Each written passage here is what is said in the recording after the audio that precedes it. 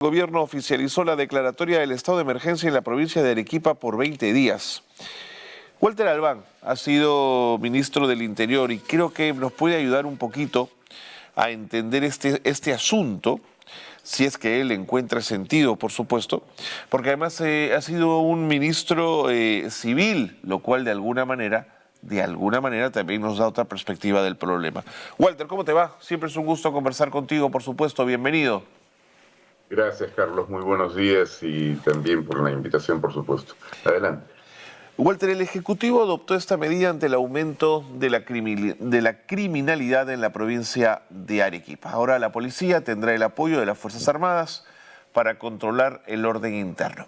Y yo tengo la sensación que esto no funcionó en San Juan del Lurigancho, no funcionó en Patás. ¿Por qué funcionaría en Arequipa, Walter?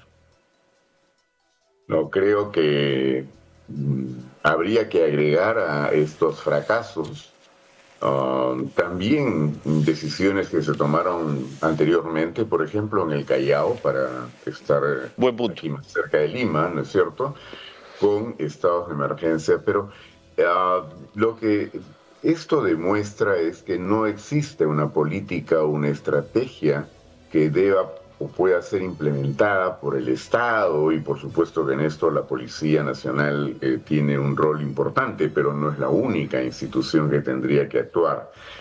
Y creo que estamos ante el reino de la improvisación. En buena medida, lo que está ocurriendo puede a veces no resultar tan obvio para personas que no han seguido el tema con todo el detalle. Pero cuando se toman decisiones en el Congreso de la República que terminan promoviendo o de alguna manera dándole mayores márgenes de actuación a la economía ilegal, es decir, a todo aquello que proviene de actividades ilícitas como narcotráfico, como lavado, como tráfico de terrenos, como minería ilegal, etcétera, que es a lo que se ha estado dedicando el Congreso últimamente. Bueno, el efecto es inmediatamente el crecimiento de las actividades criminales. Hay vasos comunicantes en esto. Aquí hay mucho que tendría que estudiarse más a fondo, pero como repito, creo que nadie está tomando dentro del gobierno en serio lo que tendrían que hacer. Están más preocupados por de alguna manera reaccionar frente a quienes consideran sus enemigos políticos, ¿no? Como lo que acaba de ocurrir con el caso del coronel Colchado en la Diviaque, ¿no es cierto?, que a todas luces es una arbitrariedad, pero además una torpeza, porque una unidad que viene funcionando de manera bastante sólida, eficiente y que además cumple mandatos que tienen que ver con la intervención del Ministerio Público y el Poder Judicial, termina siendo de alguna forma desmantelada y afectada, no porque sea ineficiente en su tarea, sino más bien por todo lo contrario. Claro. Tan es así, Walter, tan es así que ayer hemos sabido que Inspectoría de la Policía ha mandado a recoger algunos documentos propios de la DIVIAC, porque claro, es que el tema no es la eficiencia, lo que quieren es destruir las pocas islas de eficiencia, más bien, Walter. Definitivamente estoy convencido que hace tiempo ya se viene afectando la estructura orgánica, digamos, no se atiende los requerimientos logísticos de la policía, se afecta su propia cuestión anímica, diría yo, porque no hay pues un liderazgo claro al interior de la institución. Y tú has tocado un punto que creo que vale la pena que se discuta bastante, y es qué tanto conviene que quienes asuman el Ministerio del Interior como titulares, que son más bien cargos políticos por definición, sean más bien gente que proviene de las propias filas policiales. Todos sabemos que en el interior de esta institución hay conflictos muy serios, hay problemas de corrupción serísimos también, pero el manoseo que ha existido durante los últimos años, para solo citar lo que pasó durante el gobierno del presidente Castillo, donde dicho sea de paso, también intentaron destituir al coronel Colchado, ¿no es cierto? Sí, es verdad. Y por bastante parecidas. Bueno, esto ha continuado durante el gobierno de la señora Boluarte. una institución entonces que está de alguna manera afectada desde todos los puntos de vista, no está en condiciones de poder desarrollar un rol eficiente y menos si, como dije antes, no existe una política clara, no existe una estrategia de actuación. Y en esto, claro, el gobierno tiene la primera responsabilidad ya respecto a lo que se ejecuta y a las decisiones que se adoptan, que no tienen otro propósito que tratar de dar a entender que algo se está haciendo, que algo se pretende conseguir con medidas efectistas de esta naturaleza, pero huecas en el fondo porque no tienen nada que ofrecer. Y diría que esa responsabilidad es compartida por el Congreso de la República por las razones que señalé antes. De acuerdo. En el marco de las economías ilegales, siempre en el debate tuvimos la lucha contra el narcotráfico como la gran economía ilegal a la que teníamos que enfrentar, Walter. Pero en los últimos años ya no podemos hablar solo de narcotráfico, ¿no es cierto? Tú lo has mencionado, la minería ilegal, tala ilegal, todo lo que tiene que ver con delincuencia común y extorsión. ¿A dónde quiero llegar con esto? Que me parece que lo del estado de emergencia representa un viejo método, un viejo sistema de enfrentar la inseguridad ciudadana, y las cosas que se hacen siempre de la misma forma y que no dieron resultados, seguirán sin dar buenos resultados. Walter, ¿no te parece que en la policía lo que falta también es un proceso de modernización de la mirada del delito, de la discusión profunda sobre nuevas formas de enfrentar los delitos?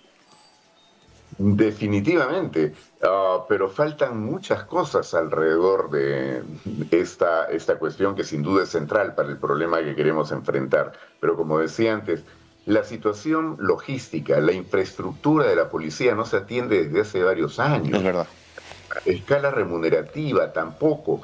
Dentro de la policía, como decía, hay enorme corrupción. Hay muy buenos policías, pero me temo que son los menos. Hay más bien una masa digamos, de gente que está actuando dentro de la policía, pero que no sabemos exactamente cuáles otros vínculos son los que sostiene. Creo que además, en las condiciones en las que esto ha venido operando en los últimos años, entonces no hay ningún cuidado por tratar de superar estas deficiencias, por tratar de fortalecer la institución, sino todo lo contrario, se manosea la institución permanentemente y con esto no vamos a ninguna parte.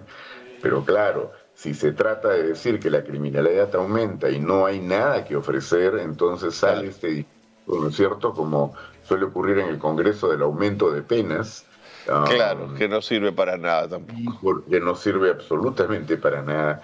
Y por otro, más bien, estamos ante esta permanente declaratoria de estado de emergencia que a la larga, en todos los casos en que se ha evaluado poco después cuál ha sido el resultado, vemos ese fracaso al que tú hacías referencia antes. En este momento, por ejemplo, después de que se toman medidas que precisamente han favorecido la minería ilegal, que es, como bien ha señalado hoy por hoy, el dato ha sido ya brindado últimamente y sorprende que haya podido ir por encima del narcotráfico, pero se habla pues de miles de millones de dólares que entran por la economía ilegal bajo esta actividad.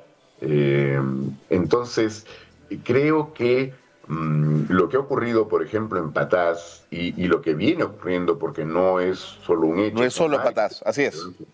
Voladuras de torres, etcétera, después de que en el Congreso se pretende ampliar esto que se supone que es para proteger la minería informal, pero claro, esa minería informal ya en gran medida es una minería ilegal en este momento, por la ausencia de una política de Estado respecto a esta situación. Bueno, todo esto entonces nos coloca frente a algo que sabemos de antemano que no va a dar ningún resultado, pero también, como dije, ante la evidencia de que en el gobierno, y diríamos en este momento desde el Congreso de la República, también no tienen idea de qué hacer para actuar con eficiencia.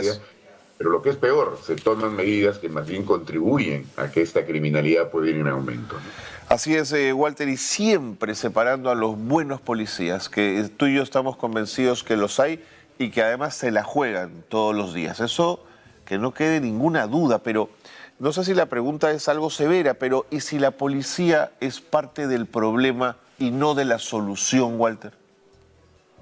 Bueno, yo creo pues que mientras se mantenga la situación en la que está la institución en este momento, sí, en gran medida es parte del problema. Como dije, yo conozco y policías en todos los rangos, ¿no es cierto?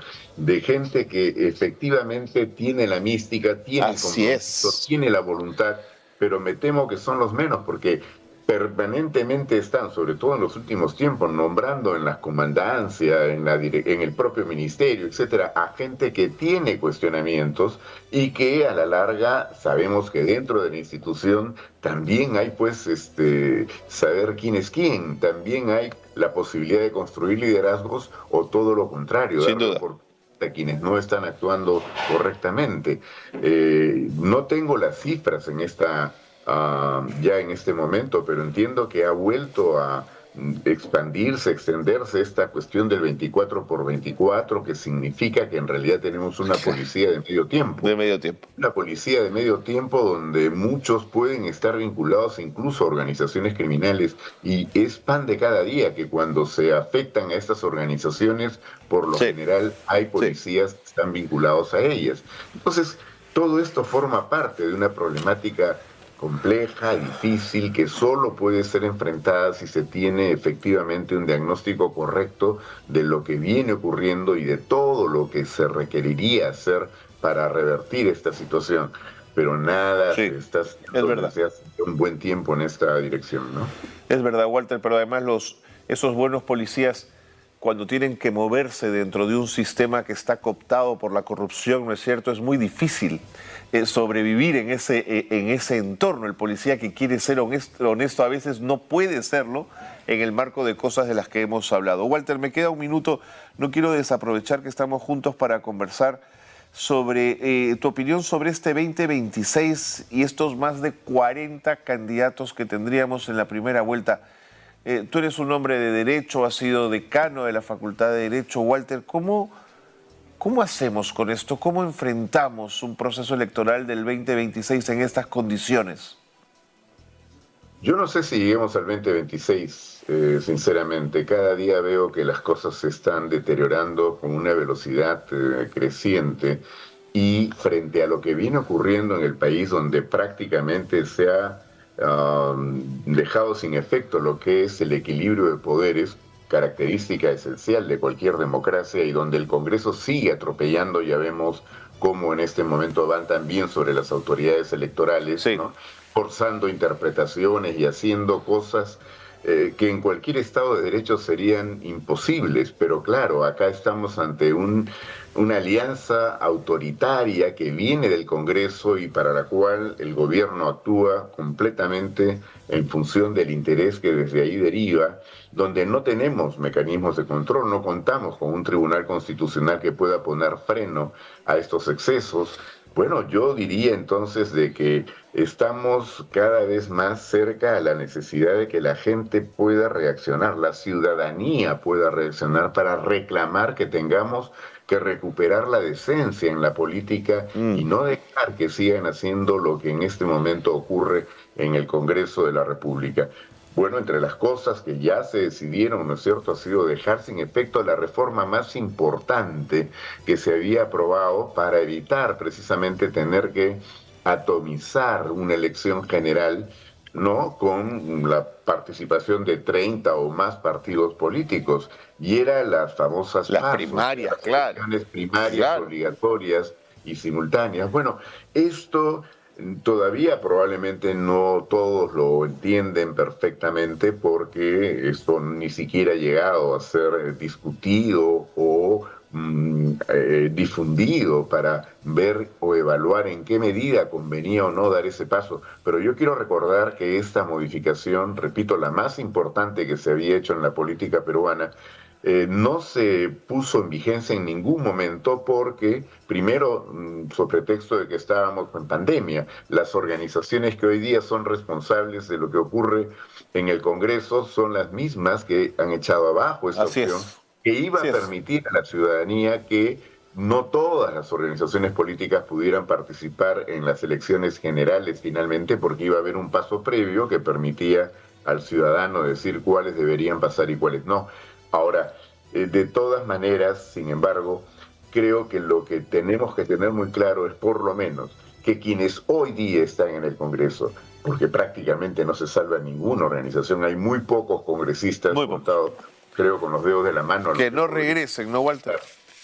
Yo creo que la ciudadanía tiene que tener muy claro quiénes están y por qué no puede votar por ellos bajo ninguna circunstancia en el momento que esto ocurra. De acuerdo.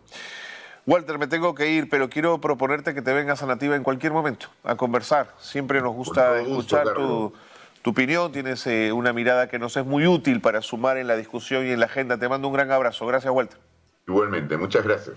Walter Alban ha estado con nosotros, ahí lo teníamos, fue ministro del Interior, digamos uno de los pocos ministros del Interior civiles que ha tenido nuestro país en su historia republicana. Además ha sido responsable de transparencia y ha sido decano de Derecho en la Universidad Católica. Entonces, espero no equivocarme en ese dato, pero alguien que sabe de Derecho, que además tiene una mirada íntegra y una mirada de país, me parece que es valioso tenerlo en el programa para escucharlo.